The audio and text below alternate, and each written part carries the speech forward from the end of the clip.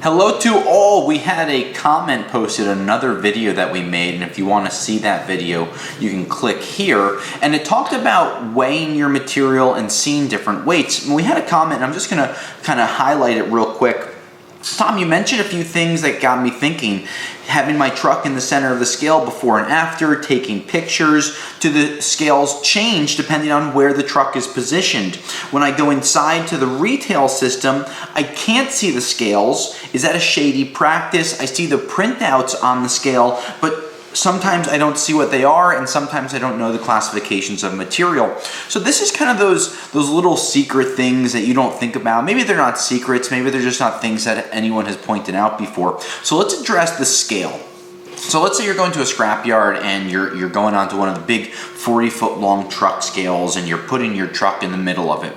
Now these scales generally have between 4 and 12 load cells depending on the size of the truck. So this isn't a question that you have to ask, but what does that mean? Well, the load cells all contribute to the weight. They're able to read everything and kind of compile it together to come up with it.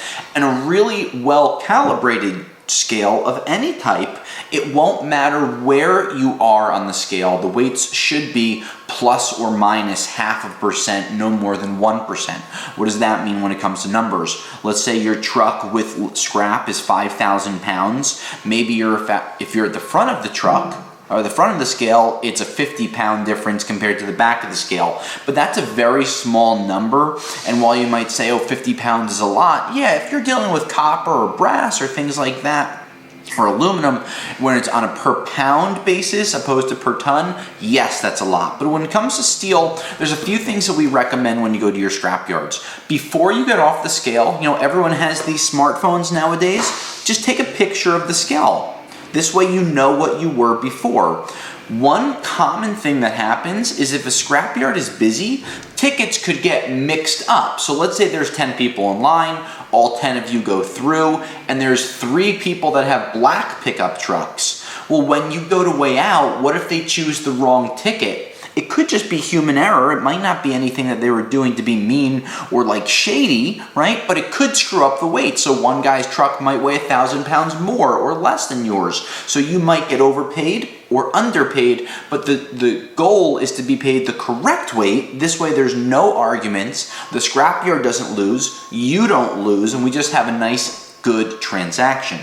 So definitely recommend taking a picture of the scale before you get off of it when it comes to truck scales. This way when you go back on it, you take another quick picture, and we always recommend to ask to see your ticket before you get your cash or your check, and check the weights. What if they put a deduction on there? Ask why there's a deduction.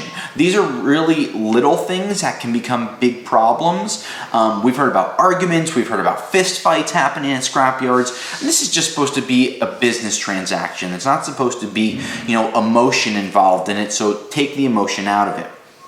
The second part of the question talks about retail sales and kind of the inside operation. So at my scrap yard, what we did was we used to have just small little screens that the digital scales come on. They're 5, 8, 10,000 pound scales, small little indicators. And what we always found was customers would ask, hey, where's the weight? So we had the scale company come in, and those big 3-foot truck scales that you see on the truck scales, when you weigh up for the ferrous, we had those installed inside for the non-ferrous. This way customers can always see the weight. Now, most scrapyards, if you can't see the scale indicator, it's not because they're being shady, but it could cause problems, so it's something that you definitely want to ask for. And if they tell you you can't see it, that's the red flag that you want to look for a transaction or a company that might be having the wrong type of business dealing. So that's kind of my advice on that side.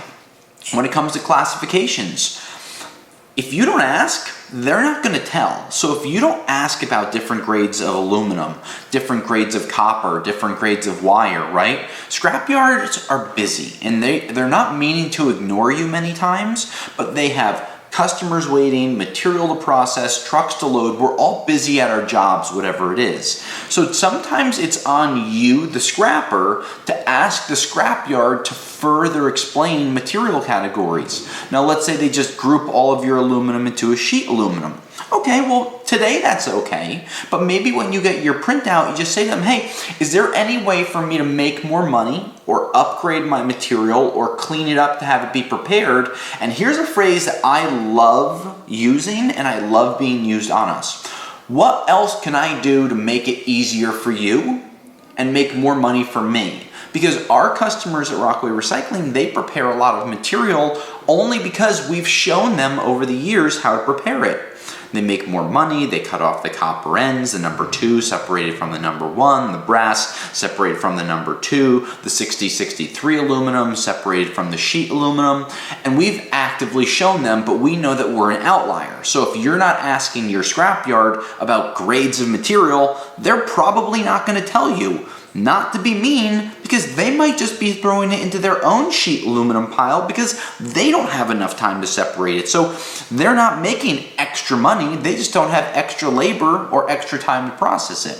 So hopefully you can get something out of this. It's a couple of real easy, clean tips that eliminate problems and eliminate questions from your side, and that's what learning is all about. So any other questions about any of the videos that we have, let us know and I'll scrap you later. Thanks for checking out this scrap video. For more exclusive scrap video content, please become a YouTube member of our channel today. Thank you, and I'll scrap you later.